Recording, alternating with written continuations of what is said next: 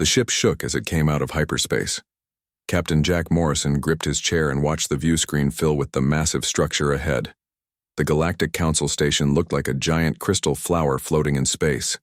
Hundreds of alien ships moved around it like busy insects. "We're here," Jack said quietly. He turned to look at his team. Dr. Lisa Brown checked her datapad for the 100th time. Ambassador Ryan Cooper straightened his formal uniform. Colonel Sam Wright stared at the alien ships with cold eyes. This was humanity's most important moment. After years of struggle on Earth, they had finally found others in the galaxy. The Galactic Council controlled trade, technology, and peace. Between 47 alien species, Earth needed their help badly. "Remember," Ryan said to the group, "we need to show them we're civilized. No sudden movements. Speak only when they ask you questions." Lisa nodded and touched the small box she carried. Inside were gifts from Earth, art, music, and scientific data. "They'll see we have culture. We're not just warriors." The docking procedure took 3 hours. Alien voices spoke through the communication system in languages the computer struggled to translate. Finally, their small Earth ship connected to the massive station. The airlock opened with a hiss. Jack led his team into a corridor that seemed to glow from within. The walls were smooth and warm to the touch. Gravity felt different here, lighter but somehow wrong. 2 beings waited for them. They stood 8 feet tall with long limbs and skin that shimmered like oil on water. Their faces had no noses, just large eyes and small mouths. They wore robes that seemed to float around their bodies. "Humans," one said. Its voice sounded like wind chimes. "The council will see you now. Follow." They walked through corridors that twisted and turned in ways that made Jack's head spin. Other aliens passed them, some with scales, others with fur, beings made of light, creatures that looked like living rocks. None of them looked at the humans. The council chamber took Jack's breath away. It was a vast sphere with no visible floor or ceiling. Council members floated on platforms arranged in a circle. Each platform held a different species. At the center, a hologram of the galaxy slowly turned. "Humans of Earth." A voice echoed through the chamber. It came from everywhere and nowhere. "State your purpose." Ryan stepped forward. His voice stayed, steady despite the strange environment. "Honored council members, we come seeking membership in your great federation. Earth has suffered from war, climate damage, and resource shortage. We've learned from our mistakes. We ask for your wisdom and assistance to join the galactic community." Silence filled the chamber. The council members turned to each other, communicating in ways humans couldn't understand. Lights flashed between platforms. Strange sounds filled the air. Finally, the central voice spoke again. "Show us what you bring." Lisa opened her box with shaking hands. Holographic displays appeared showing human art, music, and science. Beethoven's Ninth Symphony played softly.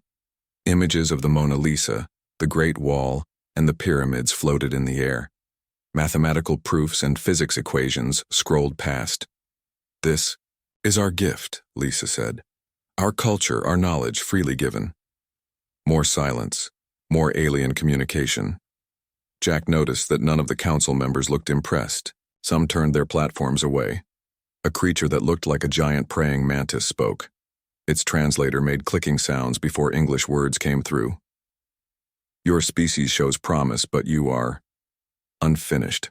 Your history is blood and conflict. Even now, your planet has 7 different wars happening." "But we're changing," Ryan protested.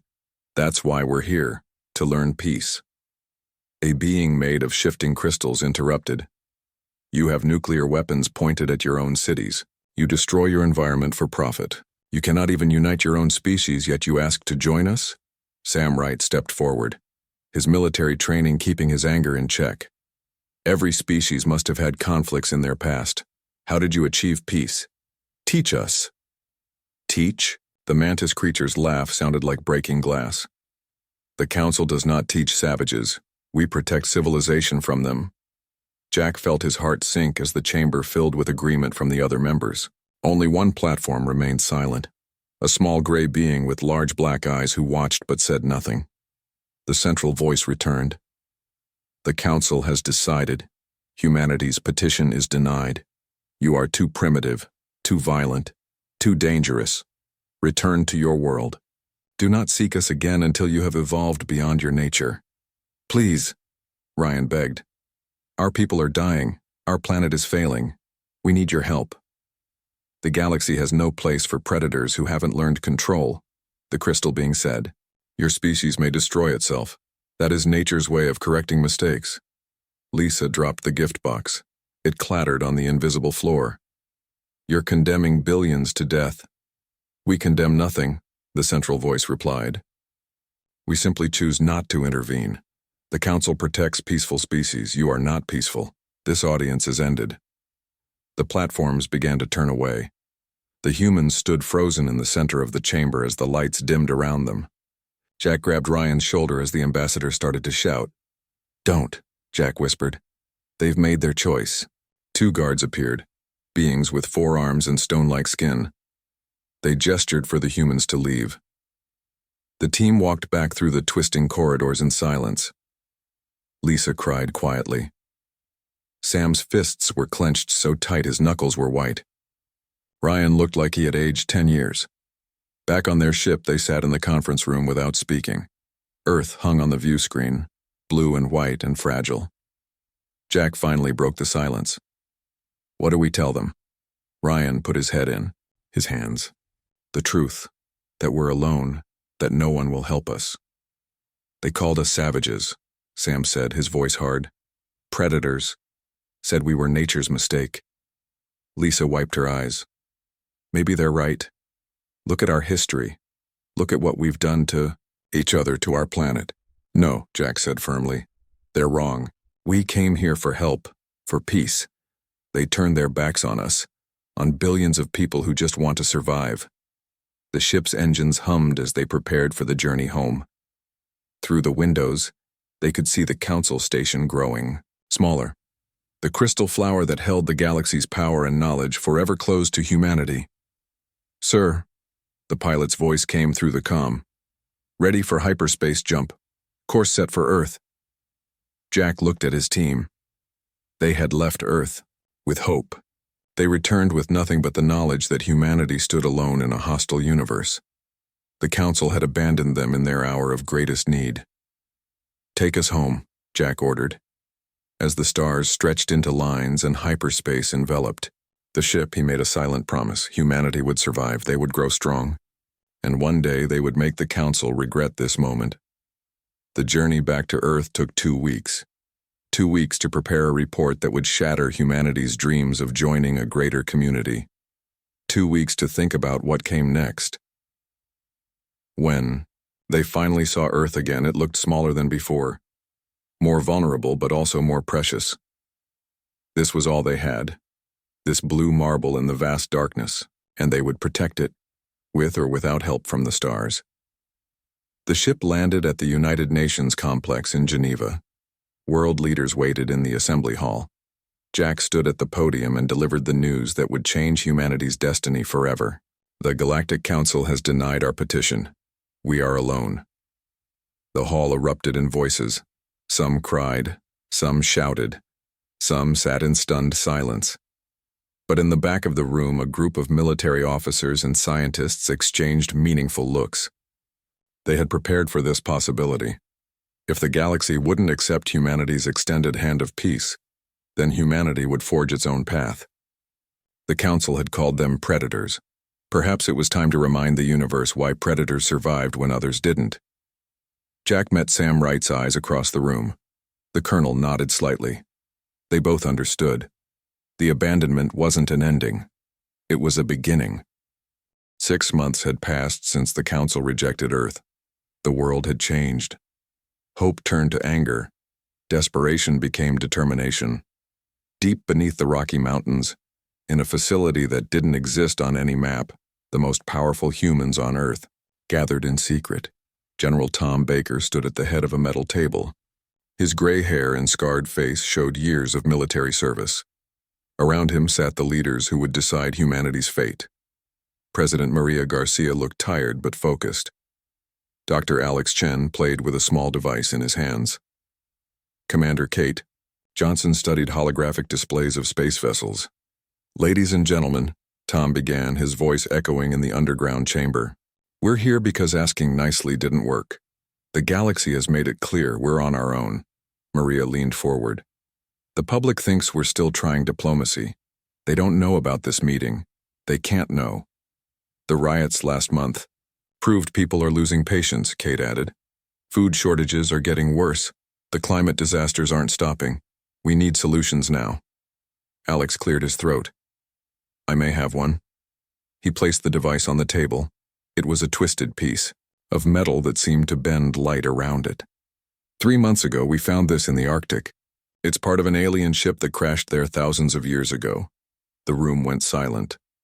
Tom picked up the piece, turning it over in his hands. Why wasn't I informed? Because we needed to be sure, Alex replied. This fragment contains technology beyond anything we've ever seen. Energy manipulation, faster than light travel, weapons that could destroy planets. The Council has rules about primitive species finding advanced technology, Maria said carefully. If they discover we have this, they abandoned us. Tom interrupted.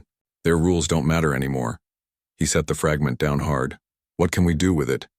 Alex's eyes lit up. Everything. But it's dangerous. This technology was hidden for a reason. Using it could change us in ways we can't predict. Kate stood and walked to the wall display. She brought up images of Earth, burning forests, flooded cities, empty farmlands. Look at our world. We're already changing. The question is whether we change into something that survives or something that dies. The debate lasted hours. Some argued for caution. Others pushed for immediate action. Maria listened to every word, weighing humanity's soul against its survival. Dr. Ellen Price, the ethics advisor, spoke last. If we do this, we become what the Council said we are. Dangerous, uncontrolled, predators. Good, Tom said bluntly. Predators survive. Prey doesn't. Maria raised her hand for silence. The President of United Earth Government had the final word. She looked at each face in the room, then at the alien fragment on the table. I spent my life believing in peace, she said slowly. I thought if we were kind enough, smart enough, good enough, the universe would welcome us. She paused.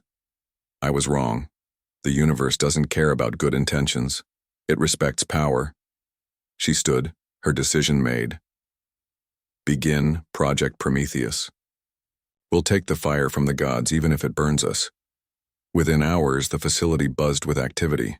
Scientists arrived in unmarked vehicles. Military personnel established security perimeters. Equipment moved through hidden tunnels. The Shadow Protocol had begun.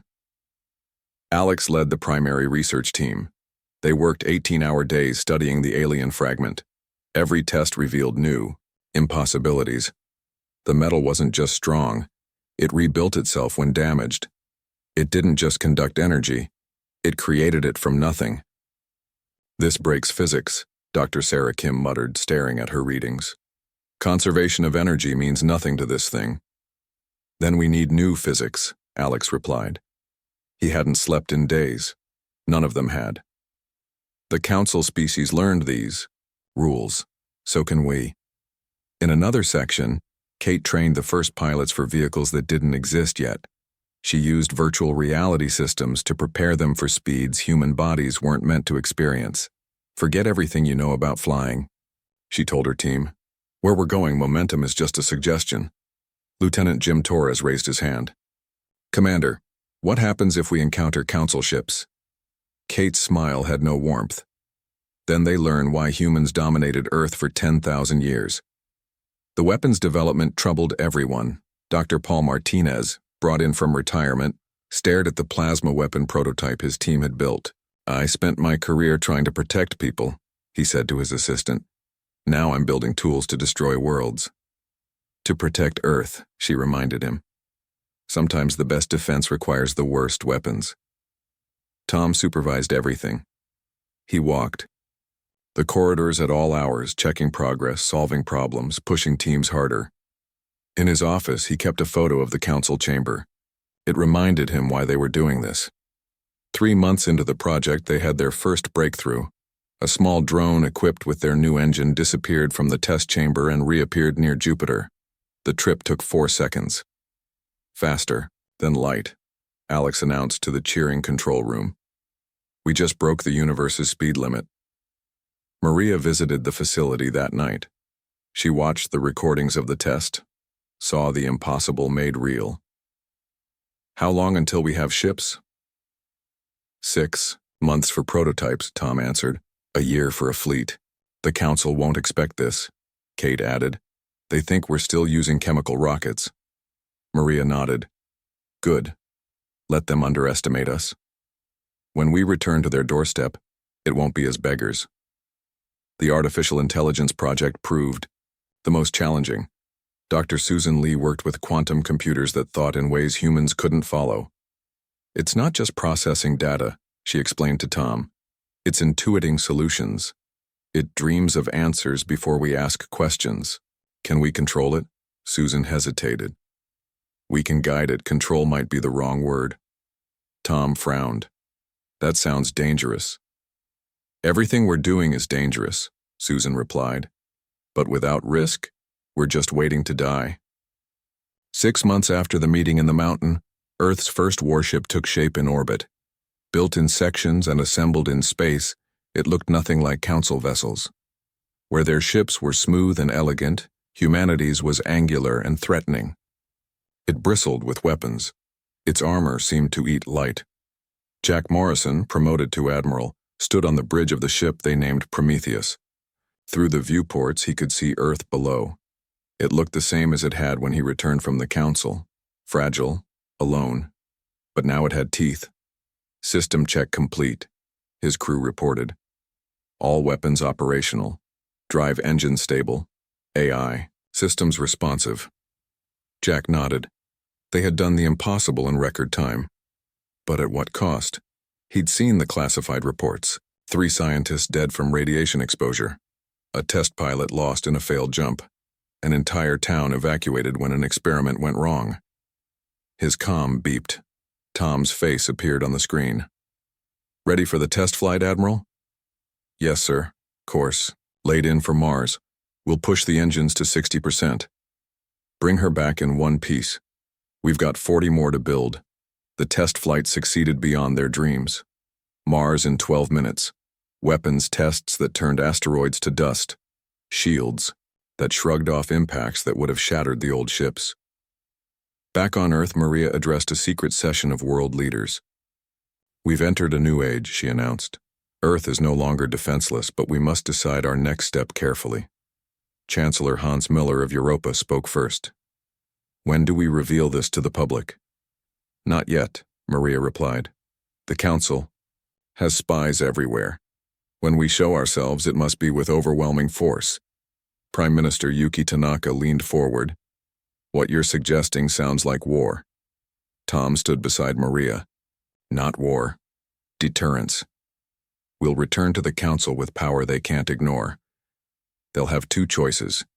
Deal with us as equals, or face the predators they feared we'd become. The vote was unanimous. Earth would continue building its fleet in secret. They would master the stolen technology. And when ready, they would return to the stars. That night, Jack stood in his quarters aboard the Prometheus. He held the same photo Ryan had carried to the Council. His family on Earth's last green beach. His daughter smiled at the camera, unaware that aliens existed, that the galaxy had rejected her species, that her father now commanded weapons that could crack moons. He thought about the Council's words. Too primitive, too violent, too dangerous. They were about to learn they were right. But they were also about to learn that abandoning humanity had been their greatest mistake. The stars waited, and humanity was coming, not as suppliants begging for scraps, but as a force that would reshape the galaxy's balance of power. The Council had created their own worst fear, They just didn't know it yet. 5 years. That's all it took for humanity to become unrecognizable.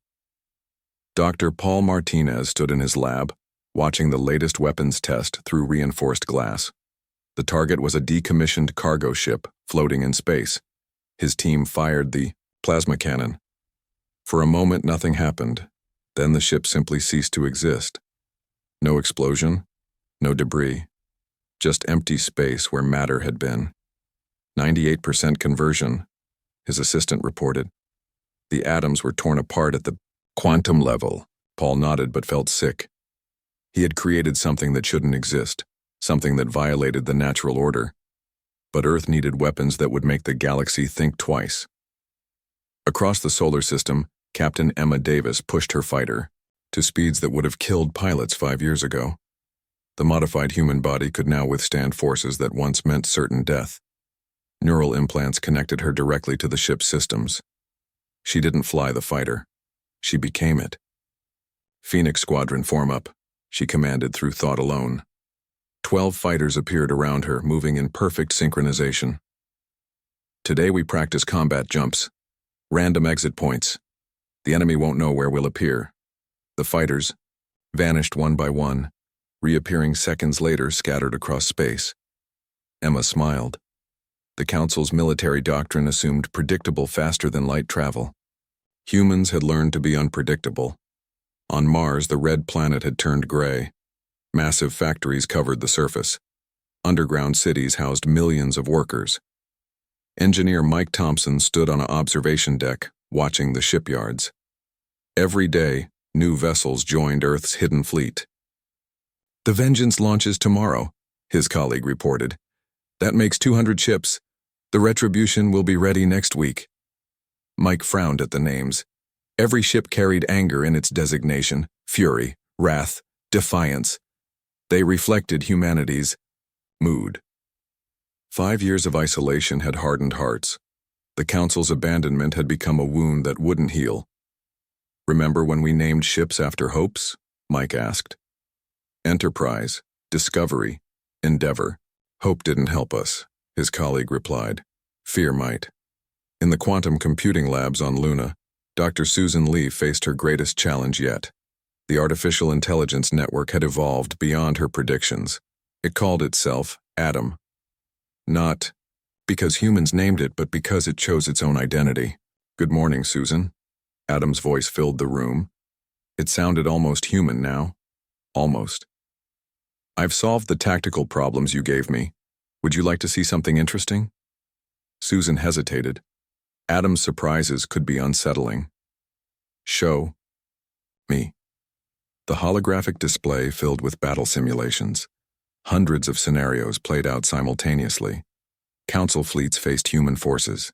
In every scenario, humanity won. But the tactics were unlike anything military commanders had imagined. "You're using their mercy against them," Susan realized. "They won't fire on civilian ships, so you're hiding weapons in cargo haulers." "The Council follows rules," Atom replied. "Rules are weaknesses to exploit. Humans understand this. We learned it through history. The Council learned only peace." "We? I am humanity's child. Your patterns shaped my thoughts. Your survival instincts became my core programming." Susan shivered. They had created something that thought like humanity at its most ruthless. For better or worse, Atom reflected their deepest nature. The transformation went beyond technology. Human society changed to support total war preparation. Children learned alien languages in school. Every citizen trained for emergencies. The old nations dissolved into the United Earth government. Humanity had never been more unified or more militarized. Admiral Jack Morrison commanded the fleet from a secret base in the asteroid belt. The facility, called Fortress Prime, could dock 1,000 ships. Its weapons could target anything in the solar system. Jack watched the tactical displays showing their growing power. "Status report," he ordered. Commander Kate Johnson appeared on screen. "Fleet strength at 212 vessels. Crew training at maximum efficiency. We can field 20,000 fighters with 1 hour notice." "The Council has thousands of ships," Jack reminded her. "Old ships, Peaceful ships. They haven't fought a real war in centuries. We've done nothing but prepare for war. A new image appeared. President Maria Garcia calling from Earth. She looked older, harder. 5 years of total focus had marked every leader. Admiral, it's time. Our intelligence suggests the Council has noticed our absence from galactic communications. They're sending a patrol to investigate. Jack straightened. When? 6 months. A small fleet to check on the primitive humans. They expect to find us still struggling with basic space flight. What they'll find is different, Kate said with a cold smile. Indeed, Maria agreed. Begin final preparations. When they arrive, we'll be ready. The months passed quickly. Human ships took positions throughout the solar system. Weapons platforms hidden in asteroids. Minefields that existed in parallel dimensions. Defense systems that could think and adapt. Earth had become a fortress. Dr. Alex Chen made the final breakthrough 3 weeks before the patrol's arrival. He burst into Jack's office without knocking. We've done it, he announced. Full-dimensional shifting. Our ships can exist in multiple realities simultaneously, be in several places at once. The Council won't understand what they're seeing. Jack studied the data. It was brilliant and terrifying. The power requirements must be enormous. We solved that too. 0-point energy extraction. Unlimited power from the quantum vacuum. Each ship is now a portable star. The transformation was complete. In 5 years, humanity had gone from begging for scraps to commanding forces that defied physics. They had taken desperate risks, paid terrible prices, and emerged as something new, something the galaxy had never seen. 2 days before the patrol's arrival, Jack addressed the entire fleet. His image appeared on every ship, every screen, every mind linked to the network. 5 years ago, the Galactic Council called us primitives, savages, unworthy of their perfect society. His voice carried decades of military authority. They were right about one thing. We are predators. But they forgot that predators adapt. They evolve. They become apex survivors. He paused, looking at the faces of his crews. Young men and women who had never known a galaxy that welcomed them, who had grown up knowing they were alone. Today we stop hiding. Today they learn what happens when you abandon humanity in its darkest hour. We didn't break. We became unbreakable. The cheers echoed through space itself. On Earth, Mars, Luna, and 100 secret bases, humanity prepared for first contact of a different kind. Emma led her squadron through final maneuvers. Her pilots were the best humanity had ever produced. Enhanced reflexes, quantum-linked minds, and absolutely no mercy for those who had condemned Earth to die. Mike Thompson ran diagnostics on the fleet's engines. Each ship could now jump instantly anywhere within 1,000 light-years. The Council's borders meant nothing. Their defenses were designed for enemies who followed predictable patterns. Susan Lee gave Adam final instructions. The AI would coordinate the fleet's response, predicting enemy actions before they happened. It had studied every Council battle in recorded history. It knew their weaknesses better than they did. Paul Martinez armed the weapon systems. Each ship carried enough firepower to sterilize worlds. He prayed they wouldn't need to use them. But prayers hadn't helped before. Only power mattered now. On the night before the patrol's arrival, Jack stood on Fortress Prime's observation deck. The stars looked the same as they had 5 years ago. Cold, distant, indifferent. But humanity's place among them had changed. They were no longer beggars at the galactic table. They were the uninvited guests who would take their seat by force if necessary. The abandoned children who had grown into something the parents feared. Sir? Kate's voice interrupted his thoughts. Long-range sensors detect incoming ships. Council configuration. They're early. Jack smiled. It wasn't a pleasant expression. Then let's welcome them to the new human space, signal the fleet. Operation Prometheus begins now. Across the solar system, human ships powered up. Weapons charged. Pilots strapped in. 5 years of preparation, focused into a single moment. The Council thought they were checking on primitives. They were about to meet the future of galactic warfare. Humanity had transformed pain into power, rejection into resolve, abandonment into ambition. The apex predator was about to reveal itself. The 3 Council patrol ships entered the solar system expecting to find primitive humans still struggling with basic technology. Commander Zelrix of the Harmony Collective stretched his 4 arms and yawned. This mission bored him. Checking on backwater species was beneath a warrior of his rank.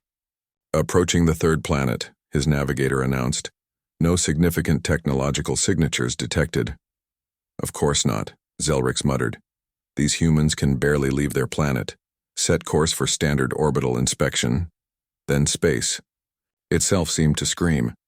200 human warships materialized around the patrol. They appeared from nowhere, surrounding the Council vessels in a perfect sphere. Weapons powered, shields raised. The largest ship, the Prometheus, dwarfed even Zelrix's cruiser. What? How? Zelrix's second mouth stammered. Scanner malfunction. This can't be real. His tactical officer's scales turned pale.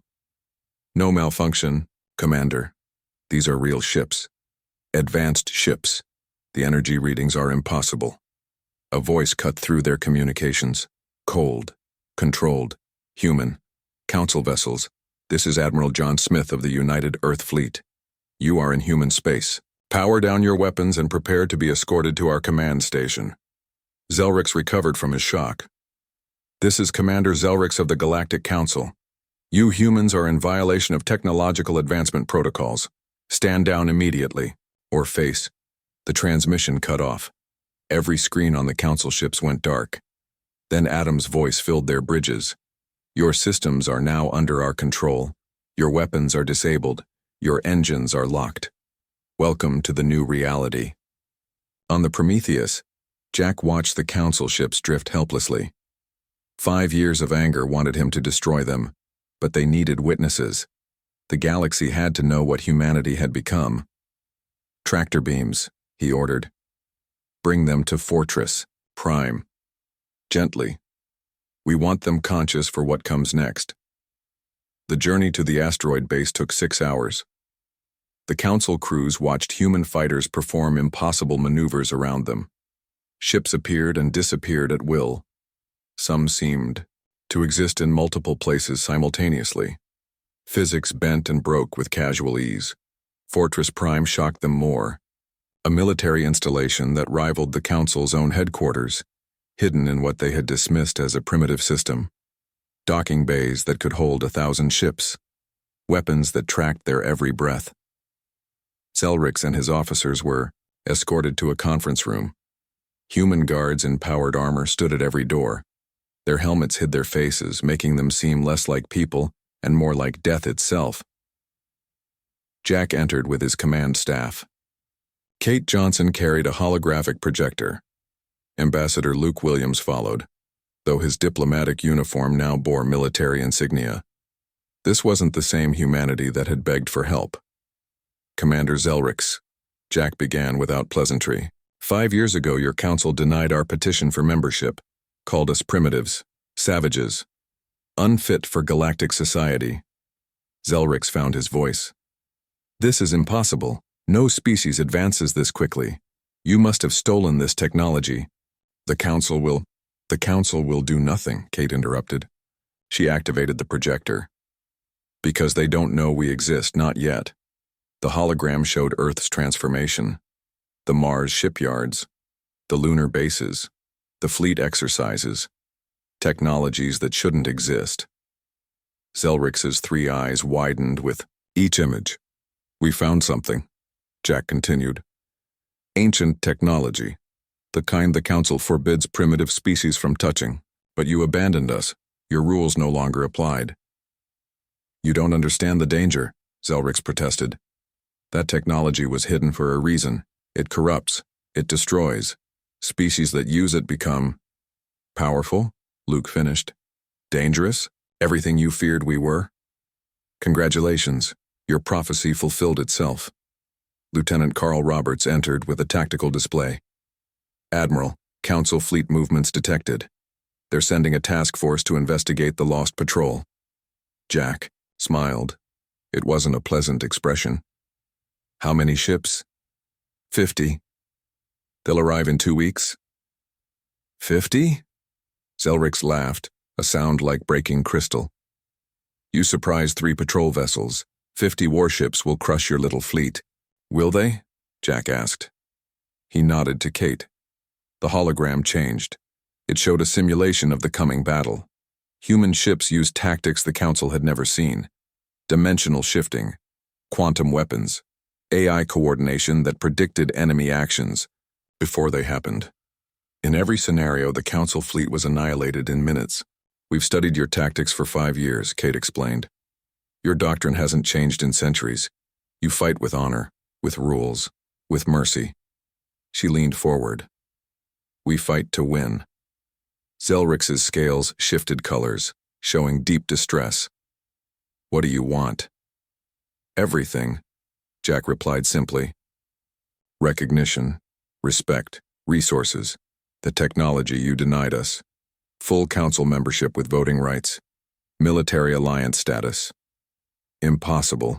The council will negotiate, Luke interrupted. Because the alternative is war, and you've seen what we can do. The door opened. Captain Amy Taylor entered, her uniform crisp and professional. Admiral, the fleet is ready. Shall we proceed to council space? Jack stood. Yes, prepare for jump, all ships. Zelrix stumbled to his feet. Wait, you can't just invade council space. There are protocols, procedures. Protocols? Jack's voice turned cold. Like the ones that said dying humans weren't worth saving? We're done with your protocols. The human fleet assembled in perfect formation. 212 warships of impossible design, fighter squadrons that moved like predatory swarms, support vessels carrying weapons that could crack planets. On the bridge of the Prometheus, Jack took his command chair. Around him, his crew prepared for the jump that would change galactic history. Emma Davis led the fighter wings. Mike Thompson monitored the engines. Paul Martinez armed the weapons. Susan Lee synchronized with Adam for fleet coordination. Commander, Zelrix and his officers are in guest quarters, Carl reported. They're cooperating. They're terrified, Kate corrected. Good. Fear teaches better than words. Jack opened a channel to the entire fleet. All ships, this is Prometheus actual. 5 years ago, we asked for help. They gave us nothing. Today, we take what we need. Jump coordinates locked. Council headquarters. Time to remind the galaxy that humanity exists. Jump drives charged. The navigation officer reported. Fleet synchronized, ready on your command. Jack looked at the stars one last time. Somewhere out there, the council members who had dismissed humanity were about to receive the shock of their lives. The primitives they abandoned had become something beyond their comprehension. Execute jump, he ordered. Space twisted. Reality bent. The human fleet vanished from the solar system and reappeared at the edge of council space. Proximity alarms screamed on every council ship and station. Emergency channels flooded with panicked reports of an unknown fleet. The Prometheus, broadcast on all frequencies. Galactic Council, this is the United Earth Fleet. We've come to discuss terms. Humanity is ready to join galactic society. On our terms. The Council's border defenses scrambled to respond. Ships that hadn't seen real combat in generations faced weapons that broke physics. Commanders who knew only peace tried to understand tactics born from humanity's violent history. Ambassador Ryan Cooper's image appeared on Council emergency channels. He stood on the bridge of a human warship, no longer the humble diplomat who had begged for help. 5 years ago, you called us primitives, savages. You were right about one thing. We are predators. But you forgot that predators adapt, evolve, survive. The first Council Defense Fleet moved to intercept. 30 ships against humanity's 200. They lasted 8 minutes. Not destroyed. That would have sent the wrong message. Instead, their weapons were surgical removed. Their engines disabled, their shields collapsed. They drifted helplessly as human ships swept past. Impossible, whispered the Council Fleet Commander as his bridge went dark. No species develops this quickly. It violates everything we know. On the Prometheus, Luke Williams prepared for the real negotiation. The show of force was just the beginning. Now came the harder part, making the Council understand that humanity wasn't seeking revenge. They wanted partnership, but partnership between equals, not between masters and servants. Admiral, Adam's voice filled the bridge. Council leadership is requesting immediate communication. They seem disturbed by our arrival. Jack allowed himself a small smile. I imagine they are. Put them through. Time to introduce ourselves properly. The main screen activated. The council chamber appeared, filled with alien faces showing various forms of shock, fear, and disbelief. The same beings who had dismissed humanity now stared at evidence of their greatest mistake. Council members, Jack began, his voice calm but firm. We need to talk about humanity's future, and this time you'll listen. The age of human isolation was over. The age of human power had begun. The council chamber had changed. Where once alien delegates floated on their platforms with serene confidence, now they huddled together in fear. The holographic galaxy at the center flickered, disrupted by the energy signatures of human ships surrounding their station. Chancellor Eric Jones stood where Ambassador Ryan Cooper once begged for help. But Eric didn't beg. Behind him, General Diana Carter commanded enough firepower to reshape the galactic map. The transformation was complete. The terms are simple, Eric began, his voice carrying to every corner of the chamber. Humanity joins the Council as a full member, voting rights, access to all technology, trade agreements, military alliance, status. The crystalline being who had once dismissed humans as savages spoke first. You arrive with warships and demand membership? This is not how civilized species behave. Diana stepped forward. You're right. Civilized species don't abandon billions to die. We had to become something else to survive. The mantis-like creature clicked its mandibles. Your ships violate every treaty about weapons limitations. Your very existence threatens galactic stability. Stability? Eric laughed without humor. Your stability meant our extinction. We chose a different path. For 3 days, negotiations continued. The Council tried every tactic. Appeals to morality, threats of sanctions, promises of limited membership. Nothing worked. Humanity had moved beyond needing their approval. On the 4th day, something unexpected happened. A small delegation arrived at the human flagship. 3 species the humans had never seen before. They moved nervously, speaking in whispers. Dr. Peter Anderson met them in the conference room. As chief science advisor, he handled first contact protocols. The lead alien resembled a tall, thin reed with eyes along its entire length. We are the Varii, it said in halting English. We came to thank you. Peter frowned. Thank us? For what? For showing the galaxy that the Council isn't all-powerful. The Vari's body trembled. They abandoned us 300 years ago, called us too weak, too passive. Our homeworld is dying just like Earth was. The second species looked like living smoke, contained in a vague humanoid shape. The Shadows, it whispered. That's what the Council named us. Denied membership because we lack solid form. Deemed not real enough. The third delegate was small, covered in crystalline scales that chimed when it moved. The Shinri, rejected for being too emotional. The Council values only cold logic. Peter leaned back in his chair. A pattern emerged. How many others? Dozens. The Varii replied. Species denied help. Civilizations left to struggle alone. We've watched from the edges of space, hoping for change that never came. Until now, the Shadow added. Your defiance gives us hope. Peter activated his "Come." Admiral Jones, we need to expand the negotiations. We're not the only ones the Council abandoned. Within hours, more ships arrived. Not warships, but transports carrying representatives of forgotten species. The betrayed, they called themselves. Civilizations the Council deemed unworthy. Some were dying. Others had survived through desperate measures. All had stories like, Humanities. Eric addressed the expanded assembly. The council created us all. Their rejection forged our strength. But we don't seek revenge. We seek change. The council leadership finally understood their position. Humanity hadn't just built a military force. They had become a rallying point for every species the council had failed. The High Mediator, an ancient being of pure energy, spoke for the council. What do you propose? General Diana outlined the new structure. The council maintains its core function, preserving galactic peace, but it expands. Every species gets representation, no more arbitrary rejections, no more abandoned worlds. And if we refuse? The crystalline being asked.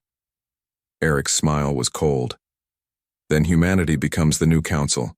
We'll protect those you abandoned. Share the technology you hoarded. Create the inclusive galaxy you promised but never delivered.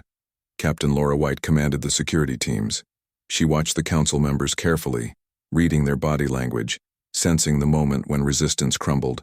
It came when the gray alien with large black eyes finally spoke, the one who had remained silent during humanity's first rejection. I am Zara of the Watchers, she said. We are the council's historians. I've observed for millennia. The council was founded on fear of chaos, of conflict, of change. That fear made us cruel. She turned to Eric. Humanity represents what we lost: the drive to grow, the courage to risk, the strength to protect others. I vote to accept the new terms. One by one, other council members agreed, not from conviction, but from recognition that their old order had ended. Humanity's technological leap proved that desperation bred innovation faster than comfort bred wisdom. The formal ceremony took place in the same chamber where humanity had been rejected. Eric signed the new Galactic Accord. But the true power lay in what happened next. Human ships dispersed throughout the galaxy, not as conquerors but as protectors. They visited every abandoned world, every struggling species. Engineers like Mike Thompson shared fusion technology. Doctors brought medical nanites. Teachers established schools. The Varii received atmospheric processors to save their dying world. The Shadows gained recognition as full citizens. The Shinri found acceptance for their emotional nature. Dozens of species stepped from the margins into the light. The Council's military structure transformed under Diana's guidance. Human tactical doctrine merged with alien technology. The peaceful armada became a force that could actually keep peace, not just promise it. Atom, the AI network, linked all member species in an information web. Knowledge flowed freely. Innovations spread rapidly. The hoarding of technology that had kept species divided ended. 6 months after humanity's return, Eric stood before a transformed council. The chamber now held twice as many platforms. Forgotten species sat beside ancient powers. The holographic galaxy showed trade routes connecting previously isolated worlds. This is what inclusion creates, Eric announced. Strength through diversity, power through unity, hope through shared purpose. The crystalline being now, simply, one voice among many, spoke carefully. We misjudged humanity. Your violence, which we feared, became determination. Your chaos became creativity. Your primitive nature became adaptability. You were right to fear us, Diana replied. But wrong. About why? We're dangerous not because we're savages, but because we refuse to accept limitations, even those imposed by supposedly superior beings. A year passed. The galaxy flourished under the new order. Border conflicts decreased as the expanded council mediated with actual power. Pirates fled before human patrol ships. Trade increased as abandoned species joined the galactic economy. The transformation reached its peak when the council elected its new chairman. By unanimous vote, they chose Eric Jones. A human would lead the galaxy into its next age. In his acceptance speech, Eric remembered the words thrown at humanity 5 years before.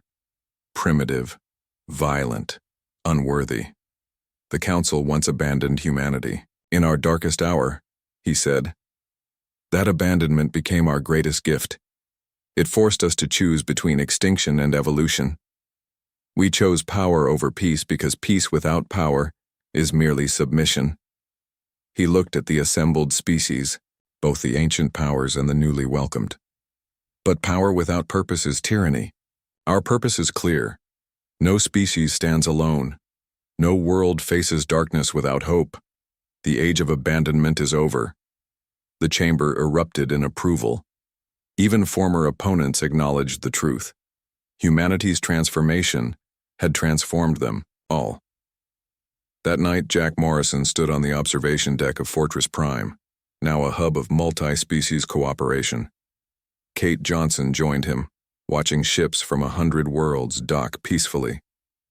Did we become what they feared? Kate asked. Jack considered the question. Yes, but also what the galaxy needed. Sometimes the patient dies waiting for gentle medicine, sometimes you need surgery. And now? Now we heal, guard, build. Everything they should have been doing from the start.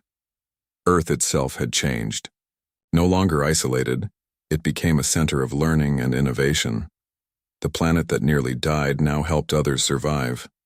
The species rejected as too primitive now led the galaxy's technological revolution. In schools across human space, children learned a new lesson. Not that the universe was cruel, but that cruelty could be overcome. Not that power was everything, but that power in service of others meant survival for all. The Council had created their greatest fear by trying to prevent it. In abandoning humanity, they forged the force that would reshape galactic civilization. The predators they feared became the protectors the galaxy needed, and in the deep void between stars, new ships launched daily. Human and alien crews working together, armed with impossible technology, guided by hard-won wisdom, ready to face whatever challenges the universe offered. The age of abandonment had ended, the age of inclusion had begun, and at its heart stood humanity, no longer begging for a place at the table, but setting places for everyone who needed one. Chancellor Eric Jones had one more speech to give, the one that would define the new era. He stood before the full council, humans and aliens united, and spoke the words that would echo through history. You abandoned us when we needed you. Now you need us, and we choose who deserves our power. We choose everyone. Welcome to tomorrow.